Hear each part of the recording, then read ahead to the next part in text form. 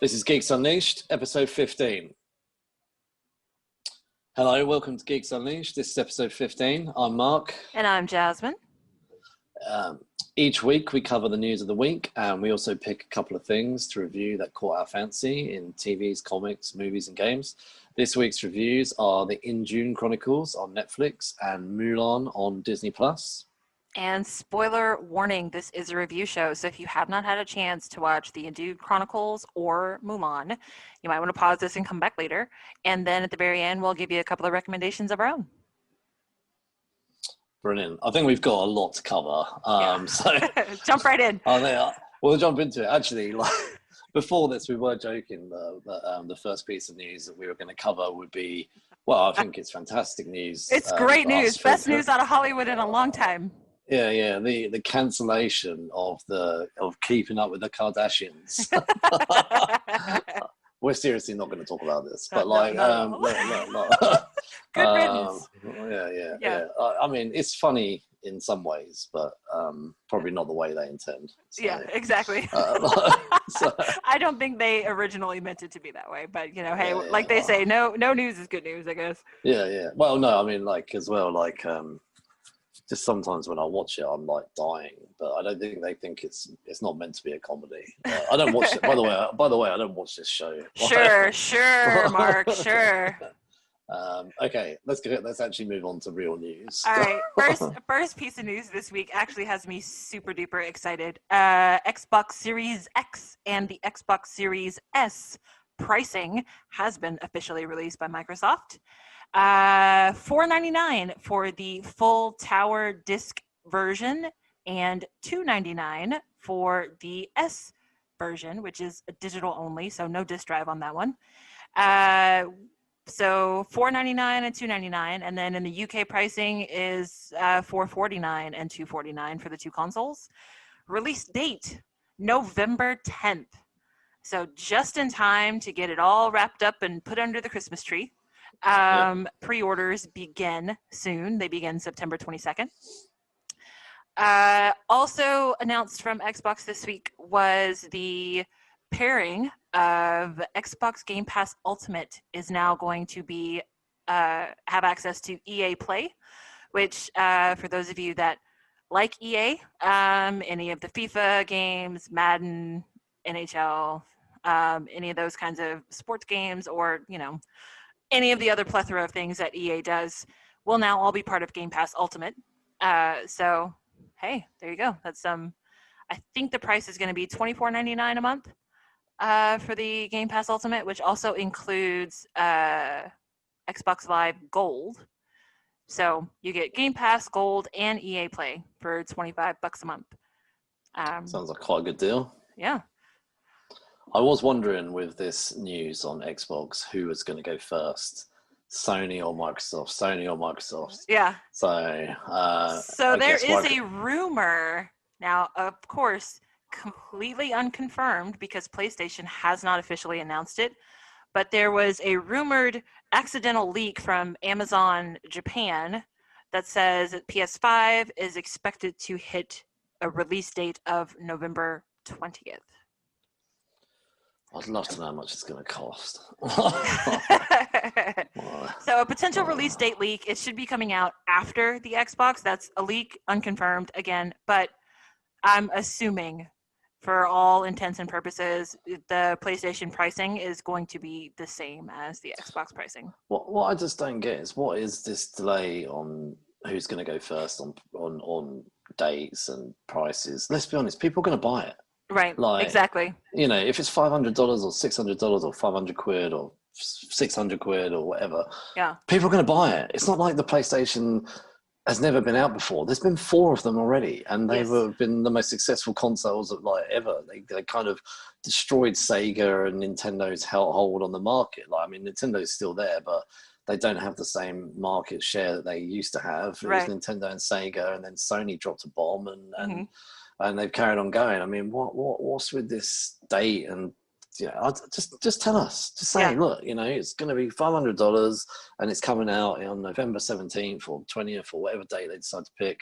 and like get your orders in early kind of thing. Right.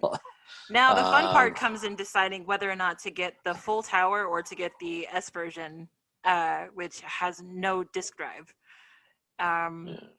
Because I'm torn, because sometimes like if your favorite franchise or your favorite game, like you want a physical copy of it. Just having the digital download is not enough. So I don't know, but a $200 difference in price, like are the actual hard case games really worth that extra $200 that you're paying for the console?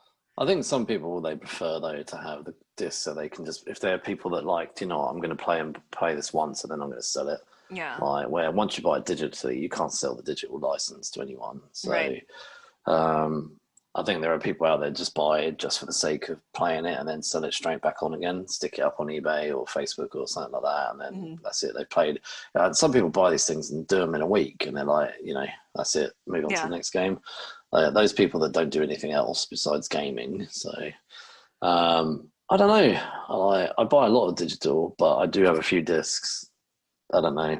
I'll have to say. Well, ever since I got Game Pass, I do have more digital titles, but only because I actually have access to Game Pass.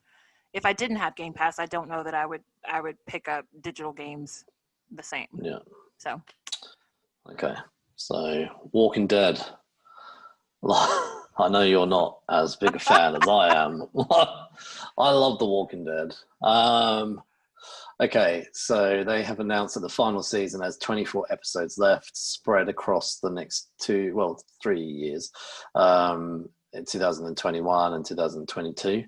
They've also announced that AMC, have announced that there's going to be 2 more spin-offs. 2 more spin-offs! On top of so we've got Fear the Walking Dead. We've got the other one that's meant to come out. The World Beyond. The World Beyond. Yep. Which is a 2-season mini. So that will be finished. That'll be finished. Obviously, it's going to come out this year and next year. So that'll be finished in 2021. And so the first spin-off is going to focus on Carol and Daryl. It's I hope they call it that. Yeah. Carol and Daryl. That'd be an awful name. I don't know. Maybe they should call it 2 people on a bike. Yeah, exactly. So that's set for a 2023 release date. And then the other spin-off is an anthology series called Tales of the Walking Dead.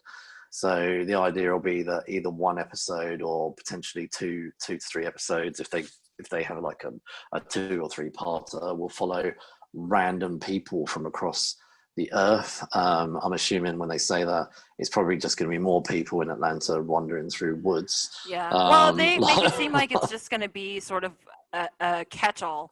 So one of the descriptions I read said that it could be one-off episodes, it could be follow-up episodes, and they could potentially do small arcs. But other than that, it's pretty well going to be sort of detached and not a linear series like the others. I would love to see like things like that actually explore the world, like where I've really felt like Fear the Walking Dead and The Walking Dead have explored one area, and mainly those areas have just been in the woods. And I mean, which I get for budget reasons. It's like, let's just stick it in some woods, be done with it. Boom, easy. It'll cost us more to have the actors and maybe some special effects on the zombies' skin and stuff. But I actually would love to see if they were to do things like, I don't know, show Washington DC, like what happened the day of the outbreak. What was the president doing? Where is he? Is he there now? How great would it be to have a 2 or 3-parter showing like what happened at the day of the outbreak in the Oval Office?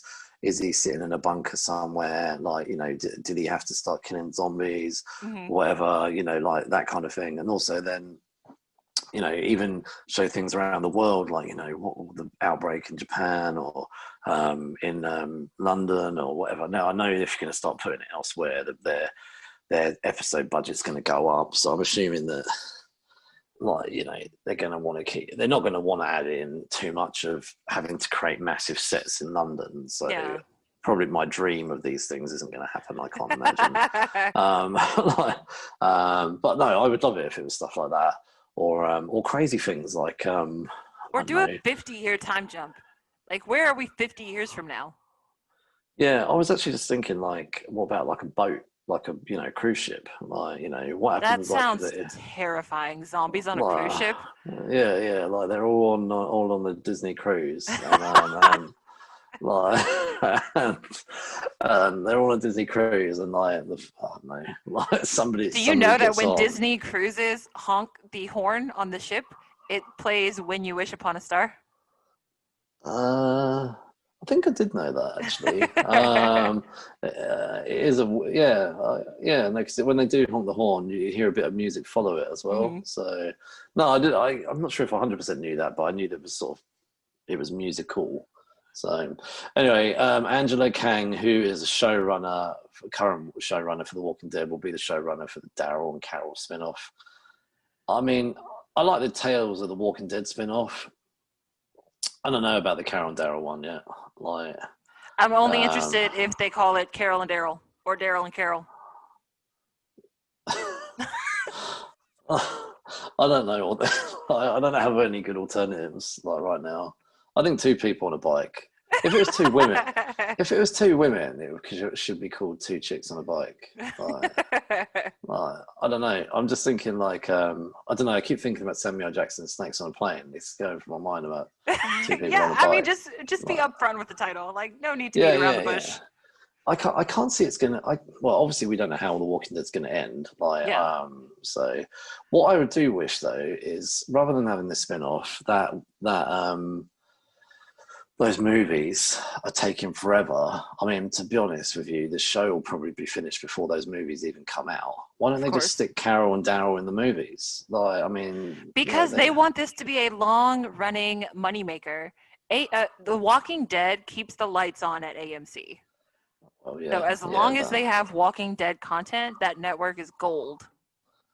I mean, what's the chances that Carol and Daryl will be in their own spin-off and get killed? Extremely unlikely. Well, I mean, you hope that the title characters don't die in their own series. Like, hey, look, it's Daredevil. Oh no, we killed him off in the 3rd episode. So What I would love, though, actually, when The Walking Dead started, we saw kind of sort of a starting point for Carol, that she was an abused wife. Like, she was in a marriage and, was essentially a bad housewife. But with Daryl, although his character has grown over the last 10 plus years, we've never really been given any background on who and what he was before. And some people might say, who cares? Like, but I mean, the only background we ever had on him was his shitty brother. Yeah. Yeah.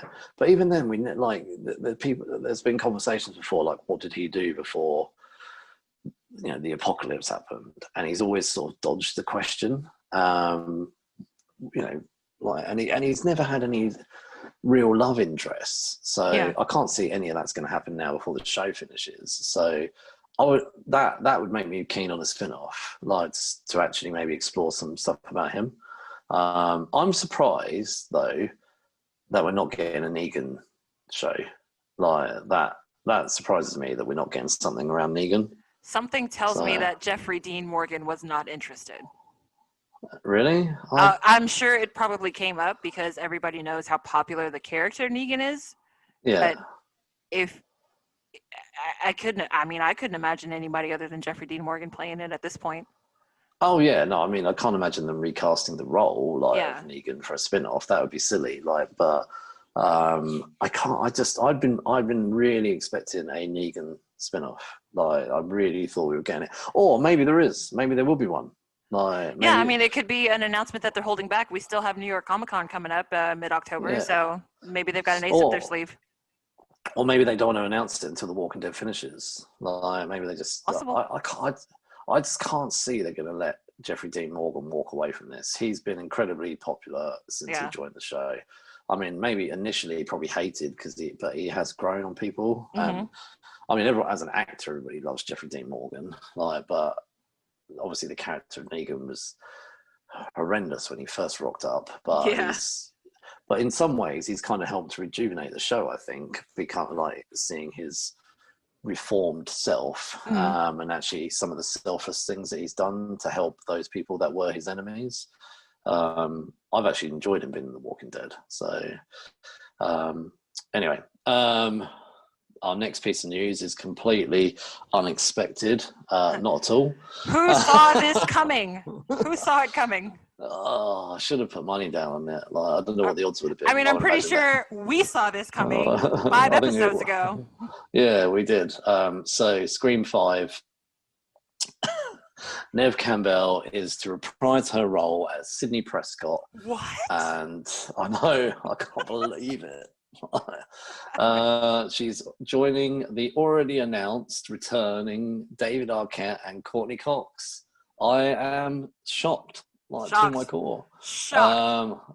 She will be joining, along with these other two new additions to the cast, Jack Quaid from The Boys, Melissa Barra, who's in The Heights, I've never seen that, and Jenny Ortega from You, which I love. So short and sweet there. They're coming back. That's it. Wonder Woman, 1984. Looks fantastic. But will we ever see it? That's a big question. Corona says no. Is that like an 8 ball? Like Corona yes. Instead of an 8 ball, we just have Corona. Hey, Corona, can I go on an international trip this year? Nope. Corona says no. The movie's been pushed back from October to the 25th of December. I don't really get that day. Like, why not the 26th? Nobody's going to go on the 25th. Like, I worked at a movie theater. You would be surprised at how packed movie theaters are on holidays. Yes. Really? Yes. So I am surprised. Yeah. I am. Jam-packed. In fact, we could not request off on holidays. The only time I ever got out of working on a holiday was I had to show proof that I had a plane ticket that I would literally not be in the same state. Wow. I'm pretty sure over here that they're closed on Christmas Day. Not here. I'm pretty sure they are. Movie theaters here in the U.S. are open every single day of the year, all 365 days. I'll have to check, but I'm pretty much 90% sure that they're closed over here. I think most things are closed Christmas Day over here. Most shops are closed. The only thing I think that really open are petrol stations. Pubs open here from like 12 till 3. That's it. Most things are closed on Christmas Day here. Easter Sunday and Christmas Day, most things are closed. Movie theaters are open 365. So Boxing Day, however, over here, the 26th of December, 1984, that might be quite cool. I'm not going to see it, though, if I've got to wear a mask. I'm not going to see a film for 2 hours wearing a mask. Hopefully by then things have calmed down. Fingers crossed. Although, then again, I do really want to see this on the big screen, so maybe... Yeah. I mean, like, stuff like Mission Impossible, Mission Impossible, the Top Gun sequel. Like, that's not so... I mean, of course, you'd rewatch it on your TV, but you don't want to miss your chance to watch a film like that on a big screen. I saw Wonder Woman originally in the cinema. Maybe I might have to suck it up and wear a mask at the cinema. Anyway, 25th December, it's been pushed back. Let's hope it's actually just going to come out then. So, right, some comic book news. I'll quickly run through these. There will be no new Marvel comics next week in the UK at all. They are coming. They'll be there the following week. And this also is in parts of America, not the whole of America. Not much more detail on that, but don't worry, they are coming. So don't be silly and go on eBay and play silly prices because they are coming. Tom King, who kind of got sacked from Batman and finished his run on Batman 20 issues shy, finished issue 80, and there was talk of a Catwoman Batman spin-off sort of 6-12 issue miniseries is coming on the 1st of December 2020. It's finally coming out. It's going to be sort of non-continuity, and I believe it's going to be under the Black Label imprint. There's also talk of a like a special to follow the sort of the miniseries. I actually really like Tom King. He used to work for the CIA, and when he left the CIA and started writing, he actually had to get Pentagon approval on some of his Batman stuff to make sure that he was not putting classified information into the comics. And he takes no shit from trolls on Twitter. So Tom King is a fun follow if you are looking for some kind of snarky celebrity-ish type person to put trolls in their place. Yeah, I remember in an interview when he first took over Batman, said that he had to get the CIA to read all Yeah. of his scripts first before they got released. Yeah. So, I mean, I don't know. Tom King's run on Batman, I was a bit up and down on it. We'll probably read the Batman Catwoman thing when it comes out in December, but yeah. Now this is probably up there with the Kardashians. Now, I love Brian Michael Bendis. Like when he does a good story like his New Avengers, his Daredevil run, and I think Bendis is comfortable on street level heroes. Since he's come on to Superman, the comic book has just got worse and worse. I mean, I read a comment online somewhere, words to the effect of, he's basically come in, pissed everywhere, and now he's off. So the news has been announced earlier today that that Bendis' last issue is going to be Action Comics 1028 and Superman 28 that both come out in December. There's no news on who's taking over, although I have seen a rumor online, and again, rumor, that Mark Waid could be taking over. Obviously, I don't know yet, but I really hope whoever comes in can just literally pull a Dallas and somebody turns around the curtain and the last year or two of Bendis was all a dream. I've not enjoyed Bendis being on Superman at all. I mean, before Bendis, Superman was actually, I was really enjoying it. I like Bendis, but Superman was not the book for Bendis. I don't know. He'd be good on like Green Arrow, or if he was good, when he went to DC, the big thing about him leaving Marvel, I think he should have been given Batman or Arrow or somebody a little grittier, because I mean, let's be honest, Superman is not the character that you want like running around kicking people in their teeth. That's just that's not his style. No, even the Lois Lane book that they had recently, which could have been more sort of grittier, being a reporter, etc. That book would be good for him. But I mean, I don't know. Give him a street level character, maybe like Manhunter or someone like that with Alex Maleev. Be fantastic. Anyway, I'm done with this, and I'm glad that he's off the book. So that's it. I'm trying not to be too harsh, but honestly, it's just you weren't awful. Trying. I'm trying. It's just been awful. I actually, for the last 3 or 4 months, I have been really debating dropping these books, really dropping them, and I kept hoping there'd be some sort of news like this or something, and it came out. I couldn't believe it when I saw it. I was like, Bendis is off Batman, off Superman. I was like, oh wow! I was like, Kardashians and Bendis leaving Superman in the 1 week. I was like, this is brilliant. Oh my gosh. Anyway, next piece of news, which I saw today, I'm actually really stoked for this. Scott Pilgrim versus the World, the game, was originally released in 2010 on the PS3. It had a short lifespan in terms of its release, due to licensing coming to an end. It's a 2D fighter, kind of in the same vein as something like Streets of Rage from the Mega Drive. I'm probably showing my age now. And it's coming out for a re-release on the PS4. It's very vague. It just said this holiday, so I don't know what that means. That probably anywhere from Thanksgiving. Maybe that means Christmas. November 20th. Well, yeah, maybe in line with PS5. I don't know, but it's coming out on the PS4, so I don't know. Anyway, I can promise you I'm going to buy this. Watch the trailer. It looks really could. It's very It does. It's a fun little game. I don't really know too much about it, but I imagine it's a co-op, and it'd be pretty cool to sit on the sofa and have someone sit next to me and play a 2D fighter. So I'm down with that.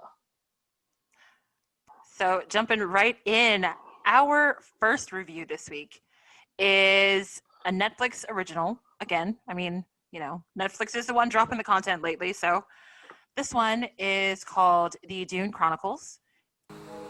My priority will be to always keep you safe. But we could really use another warrior with us. Do you wish to join our cause? You can count me in. Welcome to the Resistance. It is actually a Spanish anime created by Andres Carrion and Laura Gallego. Laura Gallego also wrote the Spanish YA novels that this anime is based off of.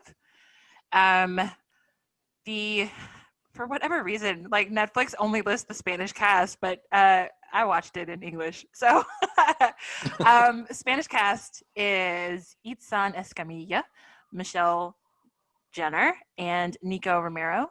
Now, this is 5 episodes, 25-ish minutes each. The first season is based off of the first book, which is called The Resistance.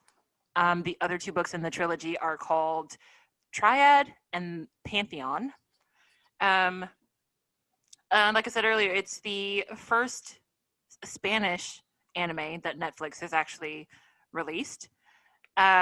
Story is about teenagers that have formed a resistance against some kind of all-powerful evil warlock who has, in true like anime style, a 15-year-old assassin at his beck and call.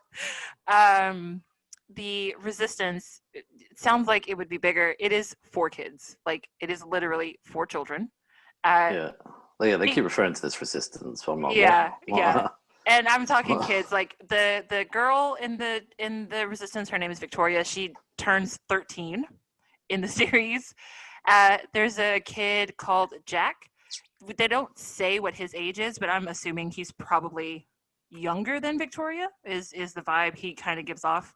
And then you have 2 other guys that are not from Earth. They are from other worlds. The leader, so to speak, de facto leader, his name is Shale. And then you have sort of the muscle, and his name is Alsan.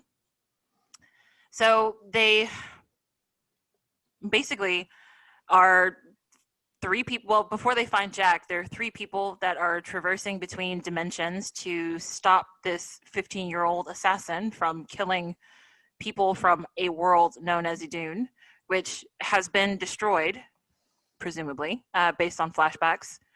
So the story is, I would definitely say, geared toward a younger audience. There is some violence and some gore sort of toward the end. There's a big castle storming scene in the last 2 episodes. That does get a little bit bloody. But for the most part, there's not much explanation as to what is happening, why things are happening in the series. So it starts out with, spoiler alert, Jack's parents being killed by, again, the 15-year-old assassin and his wizard cohort. They try to take Jack. That plan gets foiled because Jack gets rescued by Shale and Alsan. So now this kid who just lost his parents has been thrust into this world, or in the middle of some kind of unseen war that he is now trying to get revenge for. Kurtosh is someone else's minion, but again, they don't explain why he's after these people.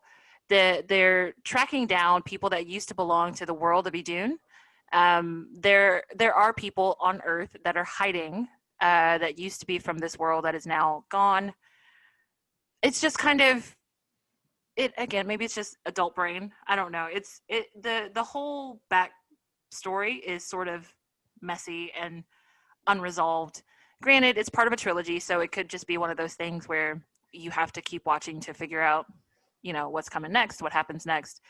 But it's a little hard to follow, and you and I were talking about this before we started recording, that it's kind of, at some point you're just like, I don't really understand what is happening here. Well, yeah. So, I mean, okay, so we watched the whole thing. It's only 5 episodes, about 25 minutes each. It's not long. Yeah. It could almost be a movie, really. It could be, well, it'll it would be a long kids movie. Maybe that's why they've broken it up into 5 parts. So we watched the whole thing, and I actually watched it twice because by the end of it, I was like, I'm honestly really not sure what's going on. Like, I mean, and it shouldn't. I don't know. It's where I'm like on the fence here. Is it for kids or not, or is it like trying to be for everybody, or I don't know, because. I mean, there's probably in the last episode, it's the last episode where somebody gets turned into like a wolf man. Like, I won't spoil that bit too much if you decide to watch it, but one of the 4 in the resistance, unfortunately, gets turned into some sort of wolf man, and he starts ripping people's throats out and stuff, and there's blood and stuff. So that makes me feel like, okay, is this for kids, or is this again like, well, actually 70% of the show's for kids, but here's a little bit of adult content just to keep the adults in the room happy. But in terms of the confusion, like, and the bits and stuff that I didn't get was the characters that we introduced in the Resistance. Like, I felt like they were easy to get on with and I think Jack and Victoria, especially the 2 people from Earth, I liked what they showed of them, and I liked actually in the second episode. Actually, this is something I really did like, was they introduced Victoria in the first episode, because the first episode was mainly geared around Jack. But then the second episode, what I liked was how it started with a flashback of how Victoria finds out that she has magic, or she's like, they say she's a half magician. And actually, for all we know, that could be 6 months before the first episode with Jack, or whatever. They don't really explain. But I liked that they showed a lot of Victoria and Jack's worlds, so to speak. I don't really think we needed too much more of those. It was simplistic to understand. And actually, my heart went a little bit with Victoria's, because I always get paranoid about this as well when I'm at tube stations or train stations and stuff. Like, she's standing on the edge of a tube station and gets accidentally pushed off the edge by somebody who accidentally turns, and their bag knocks her and she goes flying onto the rails. And like, honestly, when I'm on the underground especially, I never stand next to the edge because it gets so crowded on the underground in London. And like, I get so conscious of the fact that there, especially during rush hour, you've got like 5,000 people standing. I don't know how many people, like 1,000 people standing on the edge of this thing, and they're all pushing each other, and nobody cares. All people care about is getting through those doors, and getting a seat, hopefully. So a lot of the time during rush hour, I will definitely step back. Not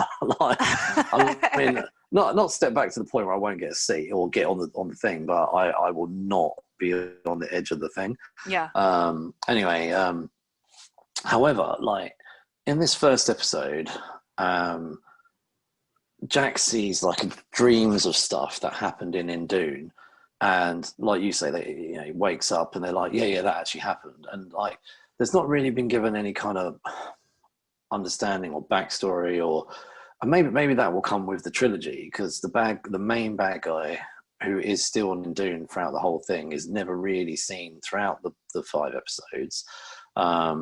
He basically creates a thing where he puts all of the planets and the suns in the Dune world in alignment, and that somehow through the alignment kills all the unicorns and dragons, other than 2 that have been taken to Earth, and these are the key to stopping this bad guy. But yeah, like you say, how has he created an alignment? Where has he come? Where did he rock up from? Why the dragons and the unicorns? I mean, unless all of this is going to come, and I hope it does now. I don't know. It was a lot of it I was quite confused over. And I literally, I think maybe I felt like all 5 episodes moved quite quickly. Which I guess is in some ways more like movie level, like when you put a movie on, a 2-hour movie, you don't really get to see like the characters as much. But like that's not true. You don't get probably as in depth as a character as you would if you watch like a 12, of course, or even 20 episode show. Yeah. And that's how this felt a little bit like. It was kind of very much jumping from thing to thing to thing to thing. And there were things in here that I liked, like with the Resistance, when they're trying to track down what do they call it, like the Book of H or something like that.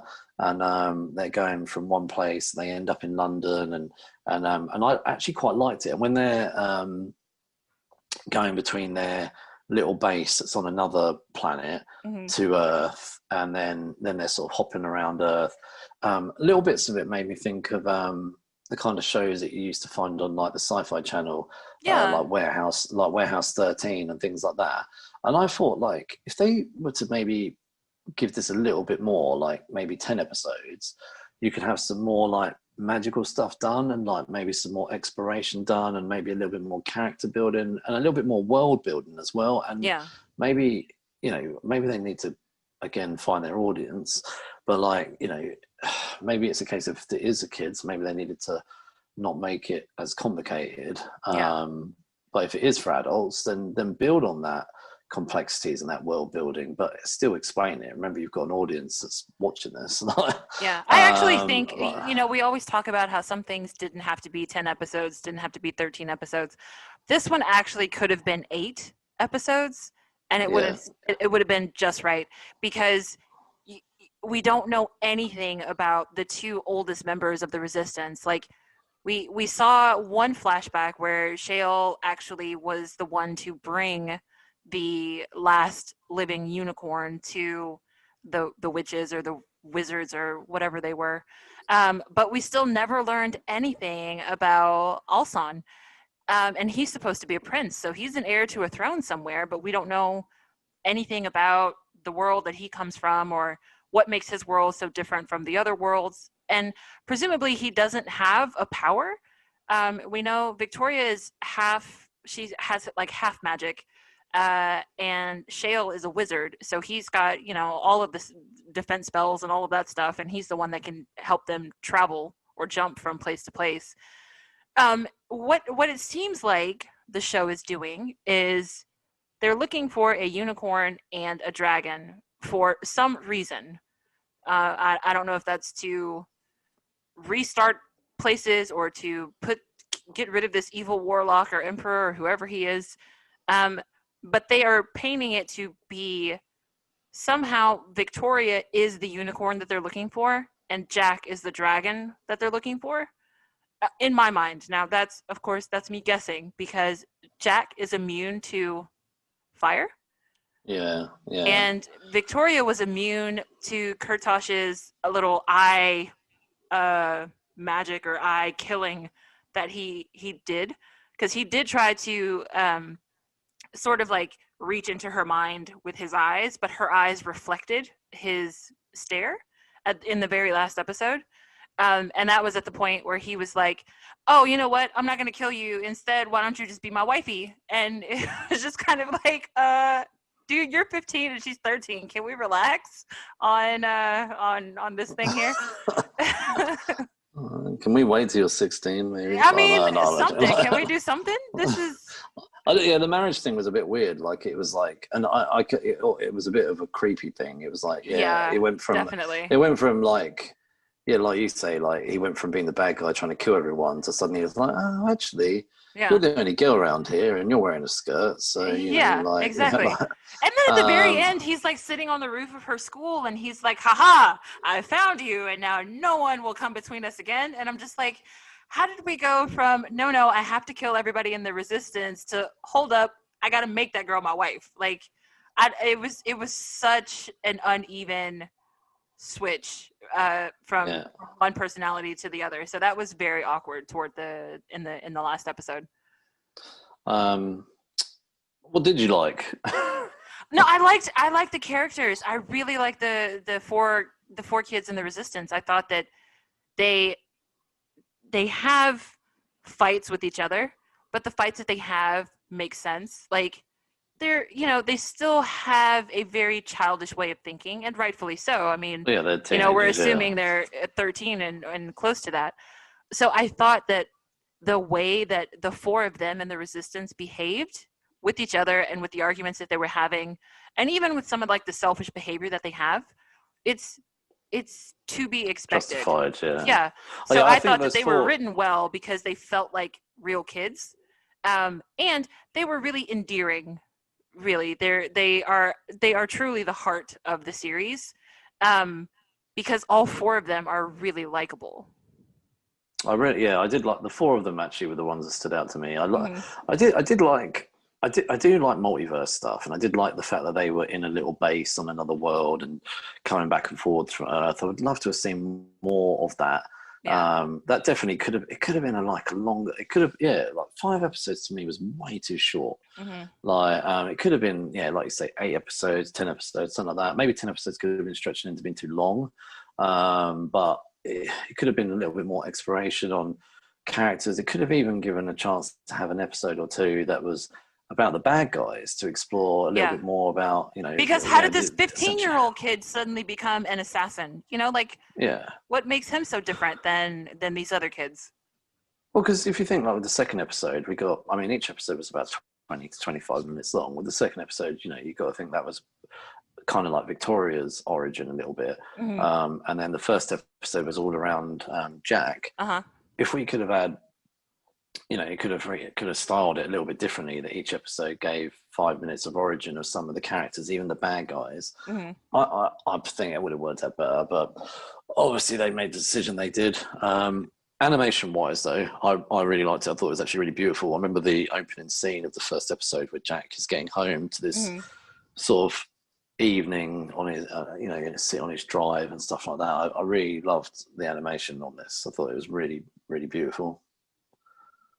I liked it. I liked that it was very soft. Not, the colors weren't too bright, but it still had lots of colors.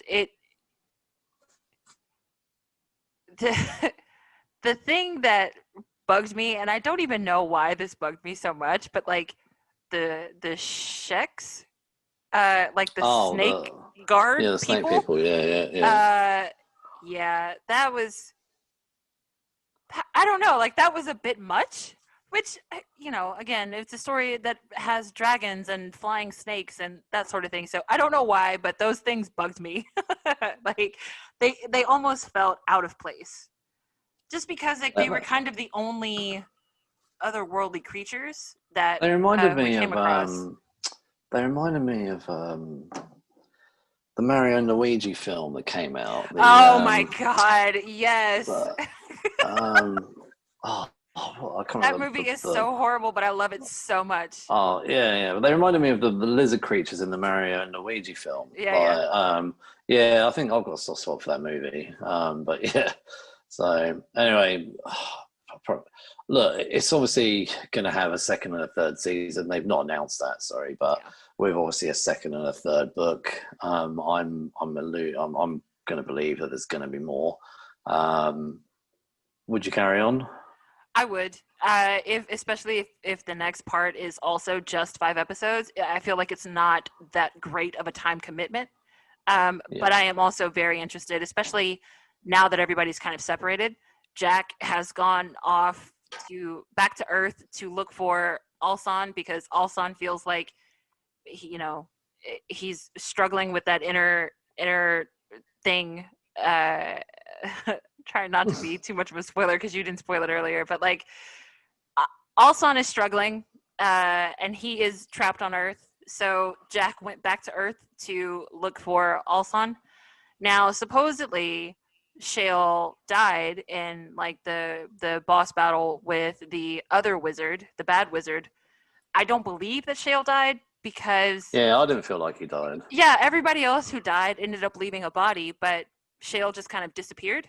So I don't think he's dead. And then Victoria still has the staff, and she is dead set on getting revenge for what she feels is the Shale being murdered by Kurtosh. So the four of them, the four of the Resistance, have all kind of gone their separate ways. So I definitely want to see how they all come back together, because clearly not any one single person is going to be able to defeat this kid. I want to see what happens. And like I said, it's a 2.5 hour commitment. That's easy enough to do with the second season, even though I didn't absolutely love it.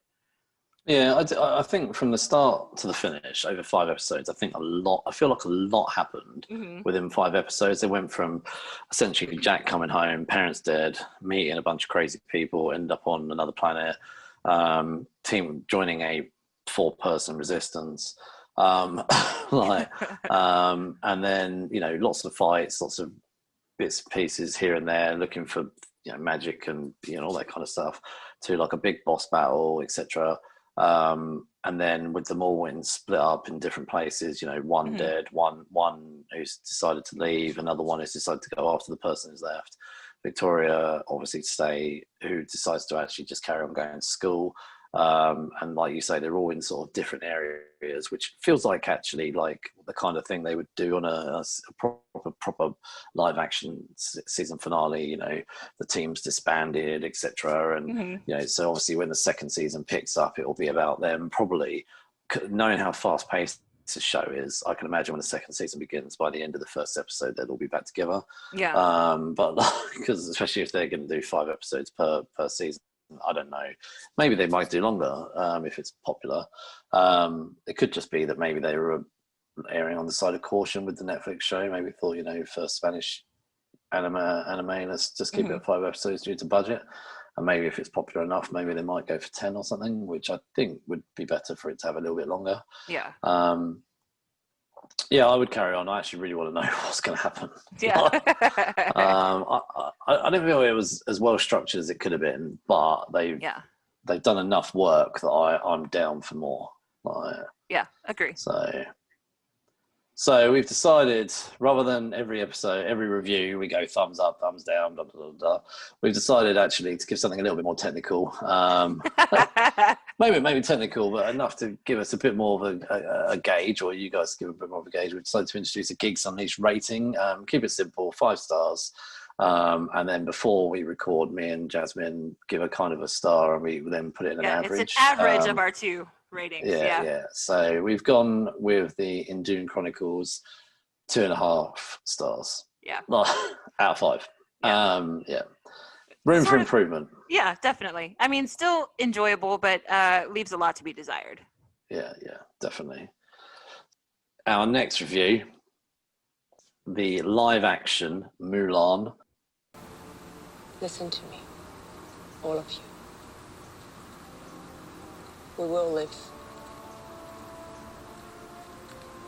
I guarantee it. Because I will protect you. We'll protect each other. We'll fight for each other. From Disney Plus, which is directed by Nikki Caro. And I will let you say the names of everybody that's in here, as I'm terrible at names.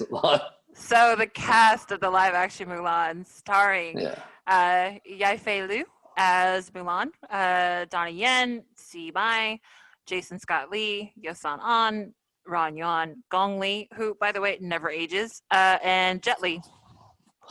And Jet Li, I didn't realize was in it until Me neither. the very end. I felt so awful.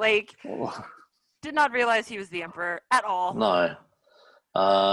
Good acting on his part, maybe. So Disney Plus has caused, Mulan has caused controversy for many things on this movie. And to start with, it upset a lot of the cinemas and movie theatres across the world because they were all hoping for this big ticket release. Obviously, they wanted to drive more audience into the cinema. Mm-hmm. However, Disney had skipped that and decided to release it onto their own platform, Disney Plus. And for those people that subscribe to Disney Plus, like myself, this is actually not part of your subscription. It's a paid extra. However, you could wait, because it does actually say, which I thought was quite nice, it does say you can pay £20 now, essentially, or you can wait until, I can't remember the day they said, but some date in December when it will become part of your subscription. So I thought that was quite good that they're quite upfront about it. That's nice of them. Giant conglomerate Disney. £20 in the UK, $30 in America. And yeah, so I didn't really mind too much about paying for it. Like, there's four of us in our house, and we actually did sit down all and watch it. maybe because it's in our house, my two children did mess around. Maybe if we were when we were at the cinema, they don't mess around as much. They still mess around, but they don't mess around as much. But it was quite nice in terms of the four of us sitting down for a family movie, like a new family movie, because it's obviously, you know, the family movies and stuff haven't been as thick and fast. It's been kind of rewatching stuff with family. Although there's been a lot of new content, I wouldn't say there's been that much family films. Yeah. Right? So it was quite nice to have a new family movie for the four of us to sit down and watch. And we did actually sit down with popcorn. Fun. Unlike the rest of my family, though, I had never watched the original. It's something I've always wanted to do, but I just never have. So I did have to ask my wife for some comparisons at the end. And you have watched the original, haven't you? Yes. Yeah. So that was other things that caused controversy. Was there's a lot of differences between the animated one and the film. It's almost like at this point, the only things that are the same are the names. Yeah, well, some of the story, but from what I'm told, the sort of the big battle with the Emperor obviously didn't happen at the end, the animated one either. So for those people who didn't watch Mulan before, like myself, I didn't really know anything about it when I went into it. Deliberately didn't watch any trailers, didn't read anything about it. Just went into it fresh. So this is set a long time ago in China.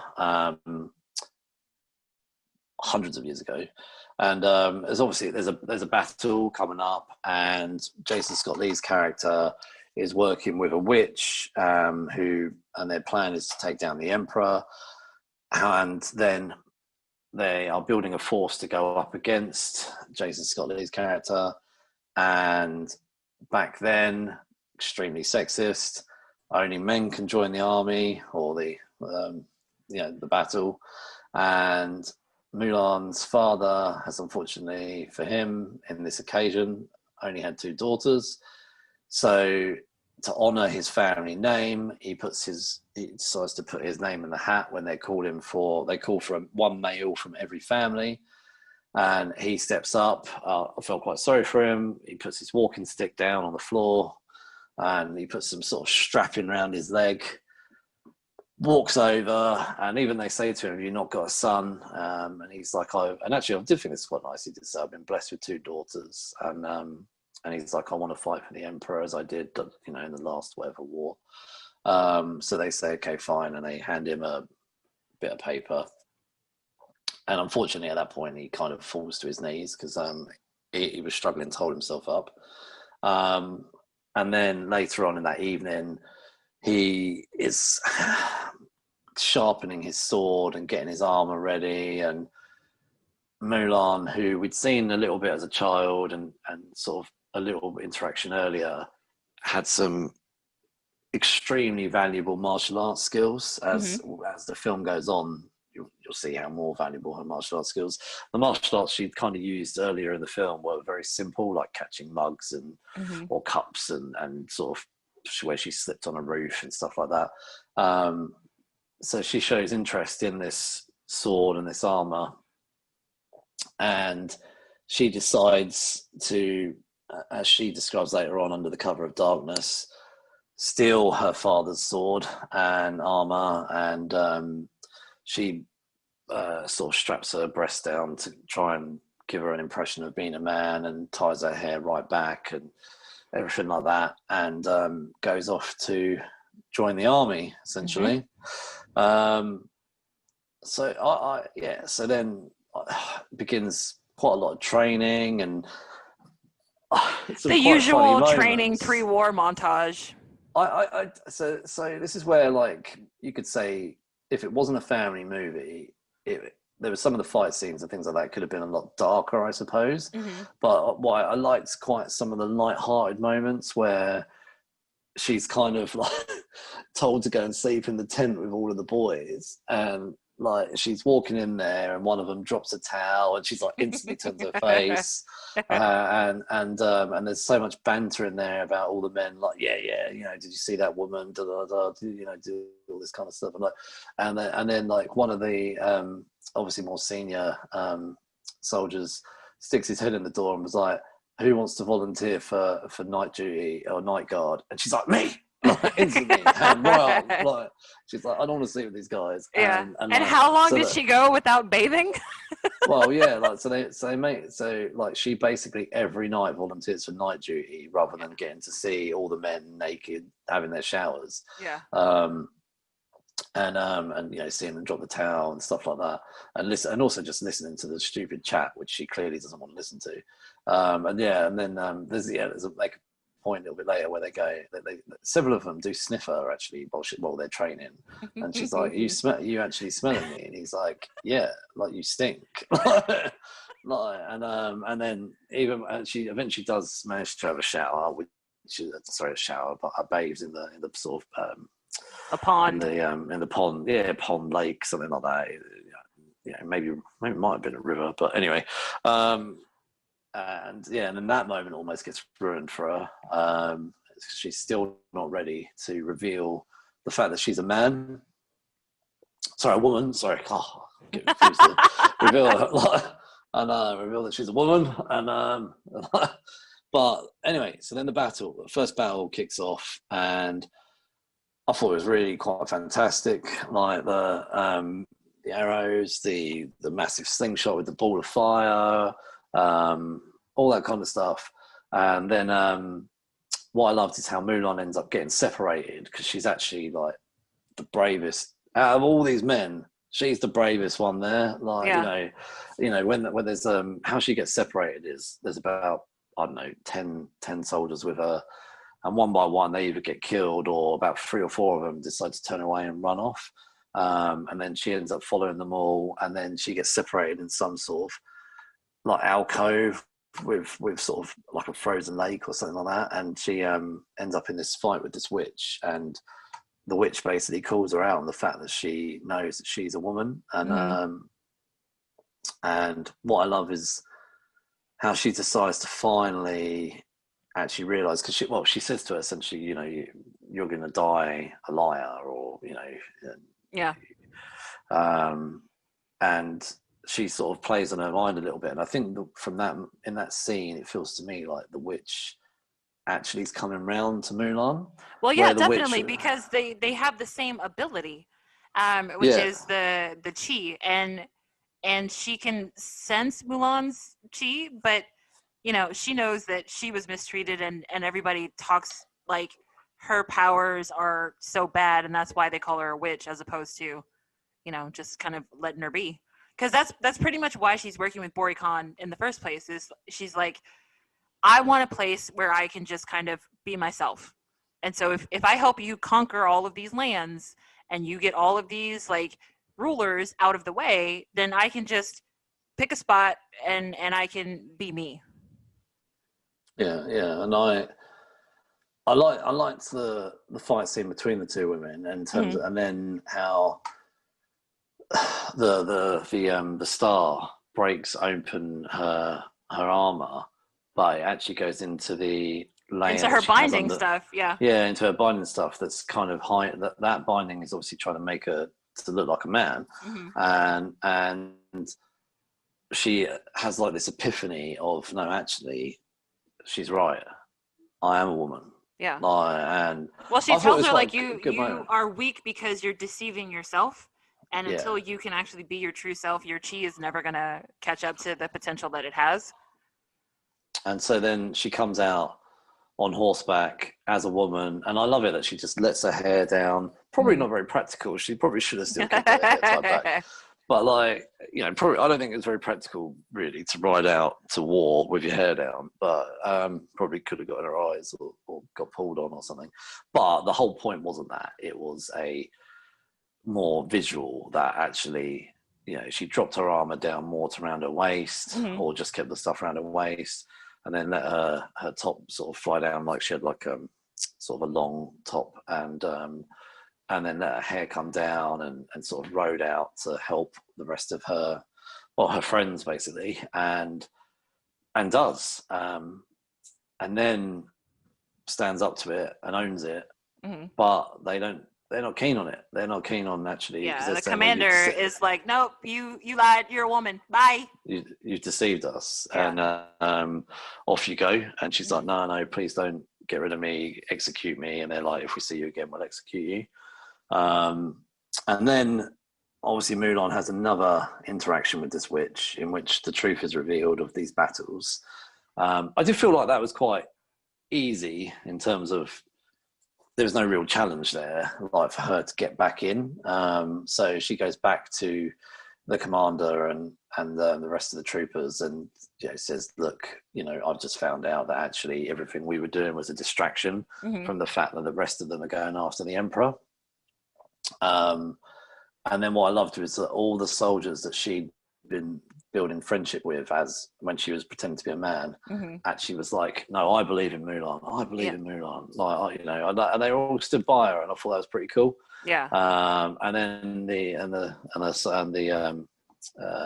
commander, head of the soldier, commander, sort of okay then. Like, you can see basically, I don't think he had a choice at that point. Everybody behind him had said, yeah, well, I believe Mulan. You might not, but I believe Mulan. Yeah, well, they had the 3 tenets. That's what were engraved on her sword, on her father's sword.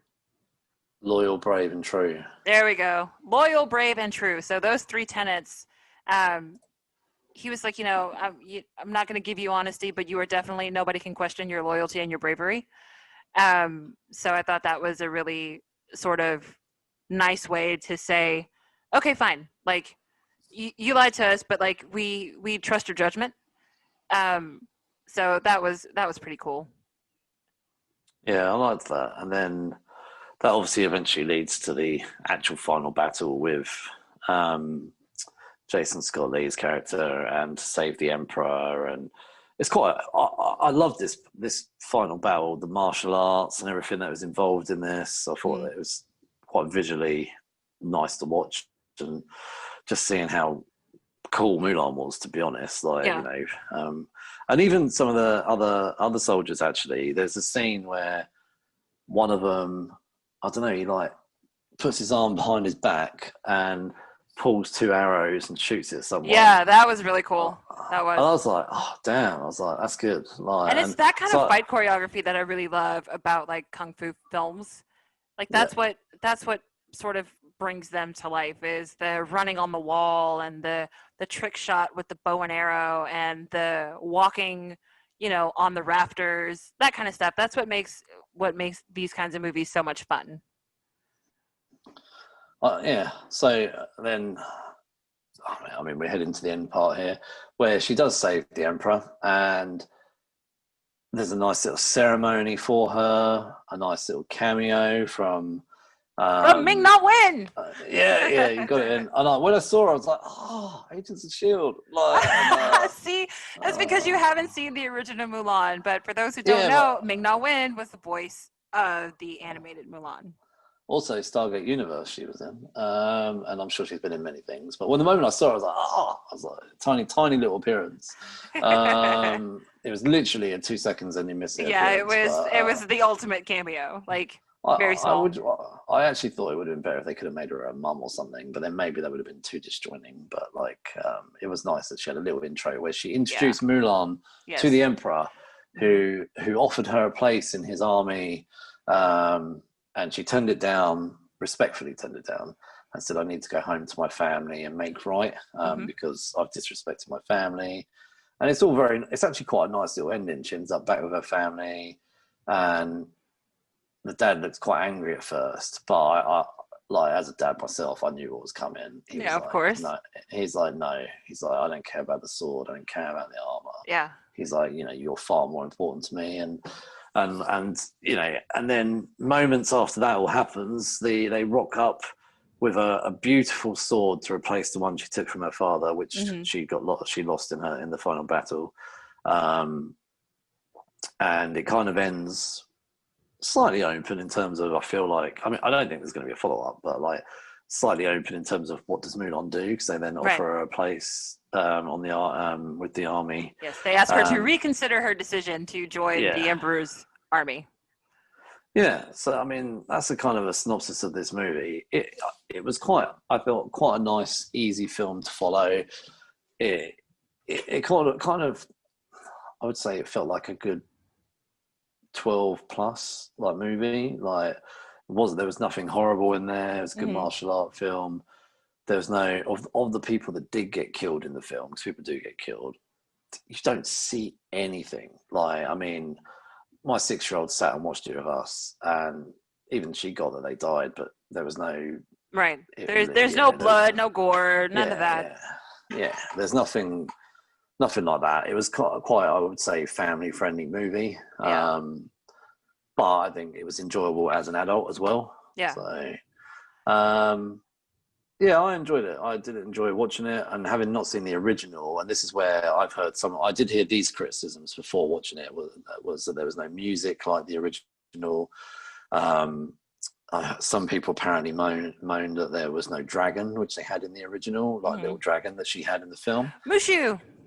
Yeah, so from not having seen the original, I actually quite like that there was no songs in this. I like the fact that there was no silly talking dragon. I didn't feel this film suited that. I felt like it was more serious. And I don't think it would have been, I don't think the tone would have fitted.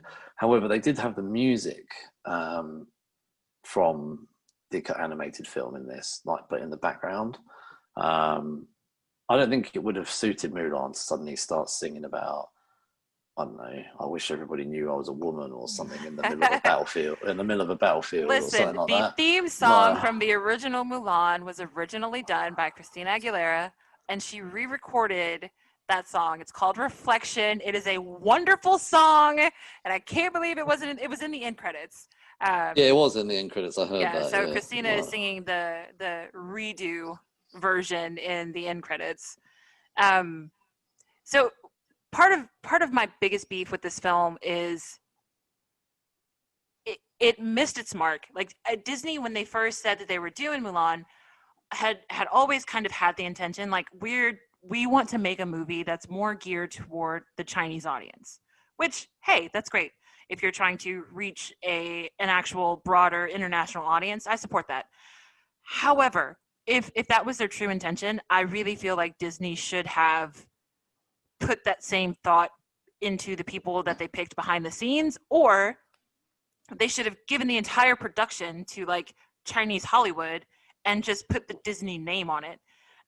Because nostalgia aside, by the end of this movie, I really felt like I had just watched something like a mashup of, I don't know, The Mummy 3. It felt very sort of, I know you were trying to go for an authentic vibe, but it didn't quite come across as authentic to me. And it's just, if you wanted to make a Disney version of Crouching Tiger, Hidden Dragon, there were so many things that you could have done differently. I mean, no offense to the director, but like, you could have picked someone that was not a white woman from New Zealand to direct Mulan. And granted, I get that, you know, I'm giving you props because you picked a woman director for a movie that had a $200 million budget. That's great. But you still could have done a little bit better with the people behind the scenes. So like, I guess maybe I was going to say, maybe they did think, well, we've got a female director and a female star. Yeah. Maybe, but that was that's enough. Yeah. So totally different from you. Now, I have seen the original Mulan. It is not one of my top 5 favorite 2D old school Disney movies, but to me, and this is just me personally, when I think of those old school Disney features, in my mind, those movies are musicals, all of them. And to take away the music is to take away a part of the movie, to me. So to not have any music in the movie really kind of, like, I kept hoping and expecting, and there was one scene, I think when she was finally taking a bath, where you could hear the instrumental version of Reflection, and I was like, oh, this would be the perfect time for a voiceover for like Reflection to play, and then it just kind of never happened. And again, I get it, like, you're trying to appeal to the Chinese audience, so you didn't quite want to do a musical, okay, fine. But I was disappointed. Now, not to say that, oh, the movie's horrible because it didn't have any music and I hated it. Like, I didn't hate the movie. But I was personally very disappointed that there was no music in it. And since it sort of took on a heavier tone, it just didn't feel like it had the charm that those kinds of Disney movies had. Sort of like, even if you compare it to the live action Aladdin, it was not great, the live action Aladdin, but it still had a certain charm to it. The characters were, I don't know, familiar would be, I guess, a good word.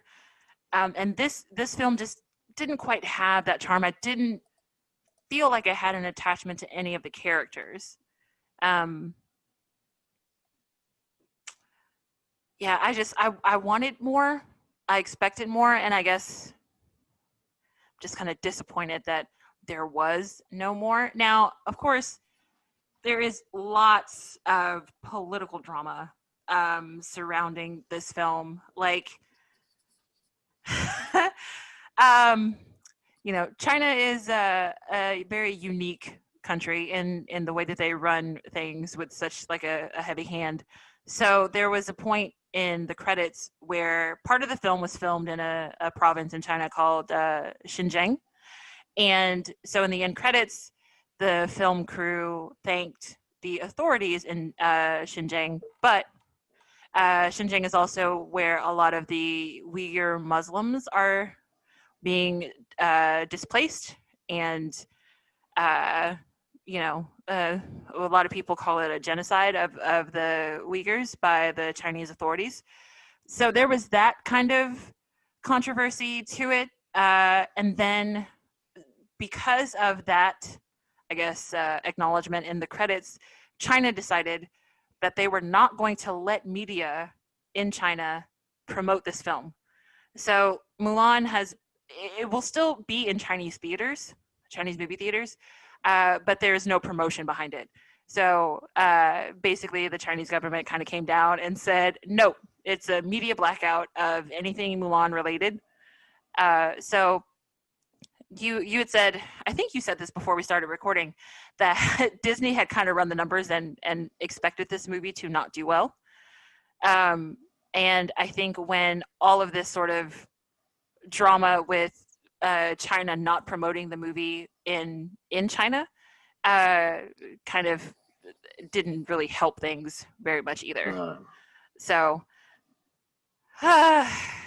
lots and lots and lots of drama. Yeah, I didn't know about any of the sort of behind the scenes stuff, actually. I just I think I've had a really busy week. Just put it on. It came out last Friday. Didn't have a chance to watch it last weekend. Put it on this Friday. And I just took it for what it was, really, the film. I didn't know about the political drama. I didn't know. I hadn't watched the original. So my evaluation on it is what I saw. However, I felt like it could have been a bit further. I guess Disney, trying to be Disney, they wanted a family film. Yeah. But I kind of would have liked it more if they'd have lent into a proper Chinese martial arts film. Like, right. That's like, maybe directed by Ang Lee or something like that, I'm only grabbing him because I know he did Crouching Tiger and Dragon, but like if it was somebody like that, and maybe if they could put a bit more Chinese, like you said, it's going to be quite difficult to make a true American Chinese film in China, but maybe they could have got American Chinese to run this film, like directed, produced, written, etc. People with a true background from China to actually run it, like I think if you're gonna lose the musical aspect and sort of the original charm behind the original film, then you should have overcompensated with doing a lot more sort of fight choreography and that kind of thing. If there isn't going to be much singing and dance numbers, okay, that's fine. But like, can't we get some badass choreographed scenes? Like, we had the one training scene where they're fighting with the spears, which that was cool. We had the battle with the catapults. That was really cool. And then of course, anytime Donnie Yen is doing martial arts is an awesome thing to see. I think Donnie Yen is great. But also, like, kind of a waste to have Jet Li, and Jet Li doesn't do anything as far as martial arts is concerned. The other thing I did think was, by the time this film had finished, I thought not one word has been in anything other than English. I'm pretty sure that's right. Like, yeah, I think you're right. Yeah, I don't remember seeing any kind of subtitles for anything. yeah, no, like, I mean, could they not have, again, family film, but and I doubt they wanted to film it twice, but could they have done a version in Mandarin or something, and then done a version in English? I don't know. Like, I just think if Disney was trying to make a more authentic movie, they did not accomplish that. Did I enjoy it? It was okay. I did not love it. Like I said, it was really hard to connect with the characters. Like I enjoyed the actors that were in it. Like I said, I love Donnie Yen. I love Gong Li. So I enjoyed seeing them. But as far as, did I like the character of the witch? Did I like the character of the commander? Meh. I mean, I didn't dislike them, but there were definitely parts where it was just kind of like, I think this is really slow. There's not much development happening. I don't want to say boring, because I don't think it was boring, but it was bordering on uninteresting. I enjoyed it a lot more than I think than you did, but I did really enjoy it. I thought it was a nice, easy film to watch. I mean, I know, and of the quiet moments in the film, the ones that you said there was sort of less happening, I was still quite happy with those. Like, I would say it took a while to get going. Mm-hmm. But I was okay with all of it, really. I was okay with them sort of taking some time before they got Mulan training to be a soldier, and showing her getting dressed up as a geisha and having that cup of tea scene. Yeah, I did think it kind of got ruined. It was a very Daredevil and Elektra in the park scene. I don't know if you've seen Daredevil, where they have the stupid fight on the seesaw. I did think it was a bit silly, the whole thing where the cups are going everywhere, and she suddenly pulls out her hair sticks and grabbing the cups, and then she sticks her foot out. I did think that was a bit cheesy, but I know why they did it, to show that as an adult, she is a martial artist, and she's not a housewife. She's a soldier. So the one thing I will give them is, I like that they did not cut her hair. So in the original, in order for her to sort of fit into the army better, she cuts off all of her hair. And gives herself like a really short cut that's like right at the bottom of her ears. But I really liked, like you were saying earlier about riding into battle with your hair like flowing behind you. I actually really loved that, because it was sort of a testament to, like, this is me accepting my femininity. So I like that they didn't make her cut her hair to fit into the army. I thought that was a good adjustment that they did make. I love the costumes, the colors. I love the colors, the set design, all of the armor. I loved all of the detailing that went into it. Oh yeah, no, there's a lot of money spent on this film. I did love the costumes and the set design. But that scene where she comes around the corner with her red flowing robe and her hair is out. Yeah, she's like, no, actually, I'm a woman. Yeah, like, it's almost like, I'm a woman. I'm kicking ass. Yeah, I'm coming to kick your ass. What? Yeah. No, I enjoyed the film, and I think it was a nice film, nice little family film to sit and watch with the family. We can't go to cinema at the moment, but I just come on to the point about the Disney remakes. So I think they can't win in some ways. Yeah, they clearly it's can. Hard. They clearly can win in terms of financially. They can win because they're putting out these. They obviously they're making money from them. That's why they're doing it. So with Beauty and the Beast and the Lion King, they are literally page by page, scene by scene, word by word, a complete copy of the animated versions. Yeah, and I didn't enjoy that. I didn't enjoy that at all. I've seen them already as cartoons. I don't need to see them again, scene by scene, page by page. as a remake, a live action remake. Yeah. And I remember I saw Beauty and the Beast at home, but I saw Lion King at the cinema, and I was so bored. I was like, no. I was like, you haven't even changed anything. And when I say changed, I'm not saying that like Mufasa shouldn't die. Yeah. I'm like, Let's not get crazy.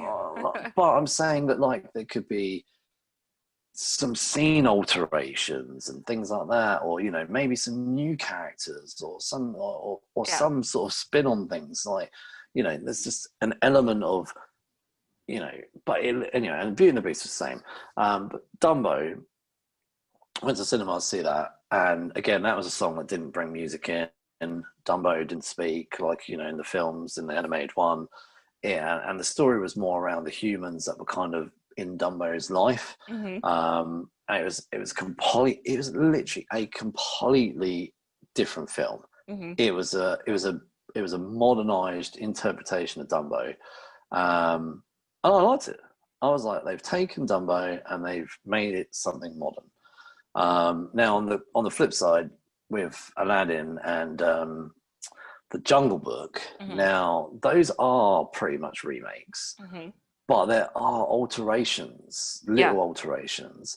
And I did think that Will Smith actually did a really good job as the genie. Like, he had to, though, role. because he could not redo Robin Williams Especially word for word. Like, Williams. he had to bring his own thing to it. I also liked that they changed the ending of Aladdin, where Jasmine became the Sultan, and not Aladdin and then Jasmine becomes his wife as he becomes the Sultan.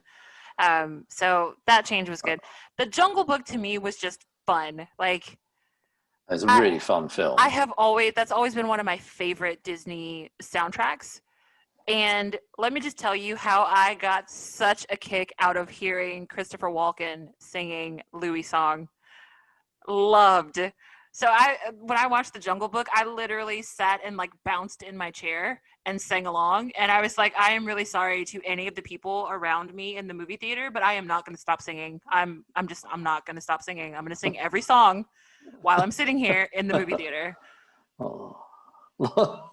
I think I don't think I've ever seen a musical at the cinema. Like, but I must have done. But like, I can't. People must sing along with those films. But So I don't know. Jungle Book and Aladdin and Dumbo, I really enjoyed. Beauty Beast and Lion King, I didn't. And I kind of would put this more in the middle of these two for me. Like, I did like it a lot. Yeah. I probably would watch it again. I liked it, but I think I expected more of a Disney film, but Disney tried to give me more of like an Asian epic, and Disney failed to deliver on that part. So it was kind of like the movie fell somewhere in the middle, and it's just like almost like drinking a flat beer, like. Oh, yeah. I wanted to come back to the price actually, because I was thinking about this. So £20 to essentially, rent this film or whatever.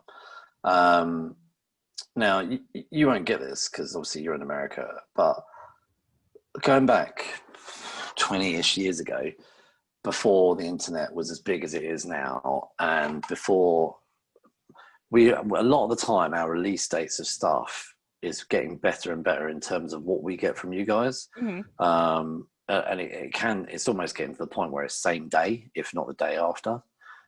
Just because of how the world is now with technology. But going back 20 years ago, you guys would get TV and films out. We might not see them for 2 years after they've been released. The difference in things like big blockbuster films, they would always come out at the same time. I mean, here, there or thereabouts. It might be like a 2-week delay sometimes, but it was there or thereabouts with the big blockbuster stuff like Jurassic Park and that kind of thing. But then that was the movies. But in terms of them being released for the home, like DVDs or videos, you might go and see a film in April, and it might not be on DVD until December. It was the differences between that. Its release date on home media was crazy, or even a year later sometimes. However, I can remember there's a shop that we have over here called HMV, which is music, CDs, cassettes, records and DVDs, VHS. I mean, back then, obviously, you don't have VHS now. But there was a section in HMV where you could buy an American imported DVD of a movie that, say, had just come out over there. May even be in the cinema now, or not long after. But you could pick up that DVD for 3 or 4 times the price of what it was going to be once it came out, like, nationally. My God. You know, so, I never bought one. But this is what I was kind of thinking. This is a bit like that. You know, like, you know, you want it now, pay 20 quid, or wait till December. Like, and in terms of a value for money, like, for me to take me and my family to the cinema, we're talking more than 20 quid for the cinema tickets, plus parking for the car. Plus, there's no way you don't go to the cinema without the snacks, you know, the hot dogs, the drinks, the popcorn. I mean, although I try and, you know, bring a rucksack with a couple of little things with me, like, but also I do see it as a little treat for myself. Get myself a nice little hot dog and a big Coke or something like that. Yeah. And, you know, that's an extra £5. And if I do that for me, then obviously I've got to do it for my kids. So we're talking actually 20 quid to rent this movie at home. How long do you get to keep it, or how long can you rewatch it for $20? Oh, do you know, I actually can't remember. We just paid for it and I didn't really think about it. Because I know sometimes here they have the thing where it's like, oh, if you pay your $20, because like some cable and satellite networks, they still have pay-per-view or like on demand. So it's like $5 to rent the movie, and then you have it for 24 hours and you can watch it as much as you want. Well, okay, so the information about the purchase of Mulan is that actually, so in America it's $29.99 and over here it's $19.99 sterling. It says here that it's you are not paying for a one-time rental, and then it becomes available to all subscribers on December 4th with no additional fee. So yeah. Okay, so basically you have your exclusive Mulan rights until it opens up to the general public in December. So you've got 3 months. Yeah, so you pay for it. And a bit like what I said about that, going to HMV and paying say $40 for a DVD now, which is going to come out in 6 months' time for $20. So if you want it early, you pay a bit extra. If you're happy to wait till December, then you wait. But from what I've heard is that the downloads of the Disney Plus app went up by 70% when this movie came out. Wow. So you have to pay for your Disney Plus subscription, which we paid for a year up front, which was 50 quid for a whole year, for a whole 12 months. But it's like £5 or £6 a month or something over here. So you've got that plus the purchase of the movie. So yeah, I mean, it depends on what your thoughts are. I mean, like, you know, if you're sitting at home on your own, is 20 or $30 something you want to pay? Or if you're sitting at home with four people that you may have paid for the cinema anyway. Yeah. Now, you know, I think if they were to do that with, I mean, like regular movies and not necessarily children's movies, yeah, because then you could like have people over and actually have like a movie night. So then the $30 doesn't feel as bad because you're sharing the experience with other people. Yeah. But I mean, like, I live by myself, so would I have paid $30? No. But, you know, you call up a friend and you're like, hey, Mulan is out. Can I come over? You're like, yeah, sure, it's fine. So I enjoyed it in overall, you know, its simplicity, and I thought it was a nice family film. I'm not going to get too bogged down by all the political stuff and the people that thought too much about the other one, because I didn't watch it. So, but I did like this film. So our Geeks Unleashed rating for this, go on, Jasmine. 3.25. Yeah, we averaged that out. I was higher, she was lower. So, yes, Geeks Unleashed, 3.25 out of 5, and that is it for this week's reviews. Recommendations, Jasmine. You go first. All right. So in the vein of Netflix bringing in anime from other places, my recommendation, if you have not watched it, is Seis Manos. It is an anime about this teeny tiny town in Mexico. It stars My favorite. Danny Trejo as a character called El Baldy. He's this horrible, horrible person that is like heavy-handed, kind of like a cartel leader that rules over this town. There is a dojo in town that is run by a very old Chinese kung fu master. He takes 3 orphans under his belt, Isabella, Jesus, and Silencio, and turns them into kung fu masters as well. Basically, it is what I would imagine if Robert Rodriguez and Quentin Tarantino teamed up and made an anime western set in Mexico. This is what you would get. It is hyper violent. This is definitely not kid friendly. There is lots of sex, lots of blood and gore. There is a horror element to it. But overall, Seis Manos is so good. It has such a great story about people kind of figuring out where they fit in the grander scheme of things. There's also a very deep sense of fighting for those who can't fight for themselves, and kind of doing what's right, even though what's right is not always what's easy. I love Seis Manos. Again, original Netflix anime based on Mexican tale. It is good stuff. Please watch it. Thank you. My one is it's a film called I'm Thinking of Ending Things, and I knew nothing about this. I just put it on. And it's based off a novel from 2016 by Ian Reid.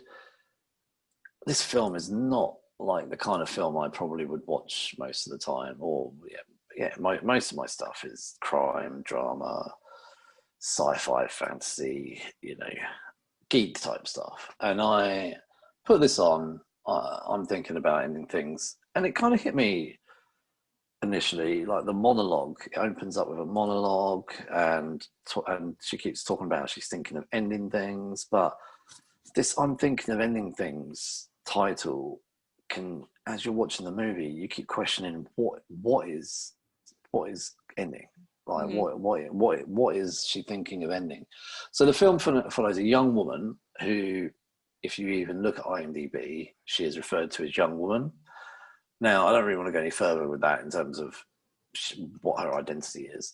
And she's picked up by her boyfriend, who go to a secluded farm. And again, I don't really want to say too much more on that, but the whole film is so eerie, creepy, the tension, even the way it's filmed. I mean, it's got the whole, it's even filmed in like the old style where it's got 2 black borders down the side, the left and the right.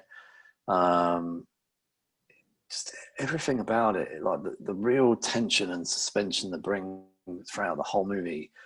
Like you're proper like on edge as you're watching this film, like, and you just don't know what's coming. And there's so many things throughout the film, like what I would say is like little Easter eggs. And I watched this film, and I honestly watched it from start to finish, and I would say the first, I don't know, 75% of the movie, you really, really don't know what's going on. And then the last 25%,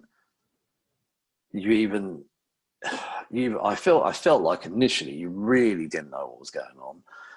But the last 25% of the movie, things just went batshit crazy. Like, I mean, it's just like, and it was not the film I thought it was going to be when I watched it, in terms of what that tension and build up was leading to. I thought it was going down a completely different road. I really wanted to know what was going on. Like, I was getting almost frustrated watching it, because this film is actually over 2 hours long, and I was like, just want to know what's going on. And after it finished, I was fairly clueless. I did actually have to look up. I did have to look up and actually work out what happened and what the film, though some of the things that I felt weren't answered as clearly. There was a lot of things that were not said to the audience. A lot of things I would say were open to interpretation. But once I fully understood the movie, I was like, okay, I get it. I fully get it. And I would go back and watch it again. Now I know what happened, or what happened throughout this film. Now apparently, because one of the things I watched on YouTube was somebody reviewing the book as well as the film, and said that the book is less open-ended and actually does tell you outright one of the big mysteries of the film, which in the film isn't as outright. But yeah, honestly, if you're looking for something that was really quite bizarre, I mean, it's described as a psychological thriller and horror fiction, and it's definitely creepy. I wouldn't say it's horror, but like you will be on the edge of your seat wondering what's going on. Like there's some weird stuff in this movie, and you honestly don't really feel like you know anybody in this film. Like, and even things that like are said, you're having to constantly question things that are said and done. Like, and even she starts to question things like, you know, one thing is her name. Like, yeah. So I won't say any more, but yeah, watch this film if you're up for something completely bizarre. Yeah, so that's my recommendation this week. So reminder from last week, we are launching a second podcast, and the first episode will be on the 4th of October. This is a monthly podcast, don't worry, not another weekly commitment to us. It will be the Geeks Unleashed book club, which we've called Late to the Party. We've finally arrived. We all sit around and talk about those things that we wish we'd have read, including lots of them are what they call like essential graphic novels. And so on the 4th of October, we will be reviewing Mouse by Art Spiegelman. We've never read it, and we'll be reviewing it on the 4th of October. So please join in and read it with us. Yes, and just a quick description. Mouse is spelled M-A-U-S, and it is basically an allegory. So you have Jews that are drawn as mice and Nazis that are drawn as cats.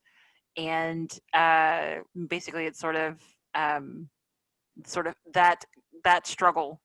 Kind of heavy topic, but still touted as one of the greatest graphic novels of all time. So it's on our list, and we're going to read it. Yep. So you can follow us on social media as Geeks Unleashed on Instagram, Facebook, and Twitter. And you can find this podcast wherever you get your podcasts. Google, Apple, Spotify, TuneIn. We're everywhere. And just because we gave other people 2.5 and 3.5, you can give us 5 stars. Go ahead, give us that 5-star rating. Anyway, thank you very much for listening. Have a good week. See ya.